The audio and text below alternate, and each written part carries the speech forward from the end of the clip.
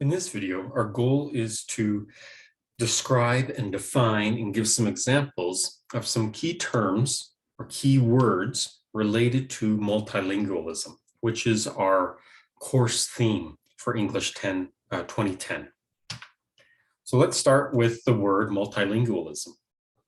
Multilingualism means the quality of knowing or using more than one language. So this would include things like bilingualism and trilingualism and any other number of languages that are used in an area.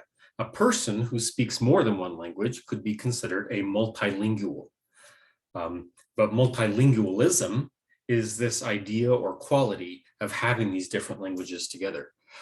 You may live in a multilingual community where people in your community speak more than one language, and they may switch back and forth between those languages depending on who they're speaking with. Sometimes multilingual means that there are many different languages, but maybe the people that speak those different languages don't interact with one another. They only speak their own language. But it could mean that there are people within that community who interact with all the different groups because they use those different languages. Related to the idea of multilingualism is the word dialect. Now, dialect means a variety of a language. And so some languages have different forms or different versions of the language that are still understood by different speakers of other varieties or dialects, but there are differences in pronunciation, vocabulary, and grammar, or even in the cultural way that those words are used. So the two most famous dialects or varieties of English are American English and British English.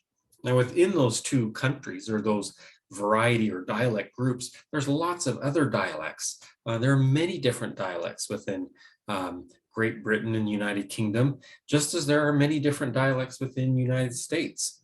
And other English-speaking countries have their own dialects. And then we have all the countries around the world that use English as a means of communication, even if it's not maybe the primary or the mother or the birth language of many of the people in that country. All of those are different varieties and dialects of English. So most languages have many different dialects. And I can think of this, for example, my wife and I both come from English-speaking countries. And we can understand one another, but there are some features of pronunciation between my variety and my wife's variety that are different. And I notice those things sometimes, and she notices my differences. We also have differences in vocabulary. Sometimes I use words to refer to things that she has to think about what that means because that's not the word that is used in her variety of English. There's even some minor grammar differences between our varieties of English, but we can still understand one another, even if there are some small differences. Now, when a language has more differences between them, a dialect has so many differences between them that we cannot understand the other person, then we would really consider that unintelligible. Unintelligible means that we cannot understand. If we can understand the other person, then we would say that that's intelligible, an intelligible dialect. And linguists would describe that if two forms of a language are intelligible, then we might consider them more of a dialect of each other. But if they're not intelligible, then we would not consider them dialects. We might consider them separate languages. So for instance, we might say that English and German are not intelligible. English and German are not dialects of some Germanic language. They're not intelligible with one another, so we treat them as separate languages. But there may be, for instance, Irish English and Canadian English are probably intelligible to one another, so we could consider those two dialects. As you think about your variety of language that you speak, are there some dialects that you can understand that you would consider other dialects of your language? But are there other forms or other languages that are not intelligible, and so you would not consider them the same language as yours? So that's a completely separate, different language. This definition also has some political meaning behind it. For example, we can think of many of the languages in Scandinavia, Norwegian, Danish, Swedish. Those languages, most of those speakers can understand one another. So they are intelligible, but for political reasons and national identity reasons, we don't just consider those all dialects. We like to think of them as separate languages. So that idea between what is a dialect and what is a language isn't always clear. Because it's more than just a linguistic definition. There's also identity and national and political reasons that get into that idea. Now, anyone who speaks more than one language or dialect of a language probably participates in the action of code switching.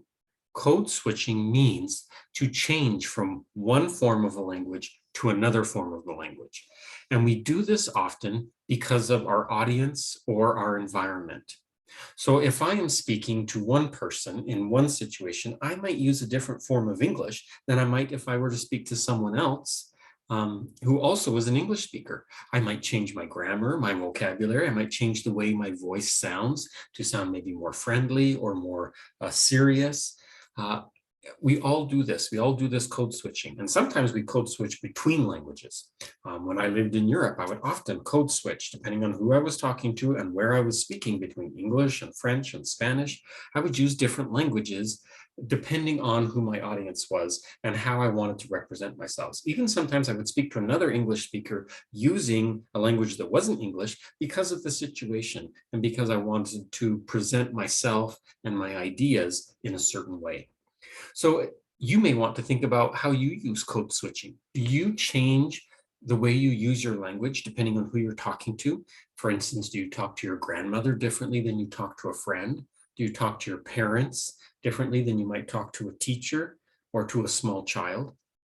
And the place where you speak with people, does that change? Whether you're speaking in the classroom, in a store, when you're hanging out with friends, or when you're at a church, maybe you use a different variety of your language. You code switch because of these different circumstances.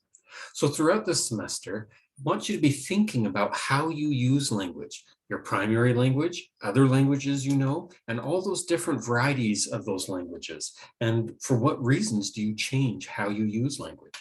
So let's review some of our key terms. We talked about a multilingual person or multilingualism. We talked about dialect, which is a variety or a type of the language. We talked about intelligibility. Okay, if something is intelligible, it means it can be understood by another person. And then lastly, we talked about code switching. Think about your experiences with language, because as you write this first paper, your personal essay, you'll want to write about some kind of multilingual experience you've had and what insight or lesson you've learned by reflecting and writing about that experience. I look forward to hearing about your experiences with multilingualism.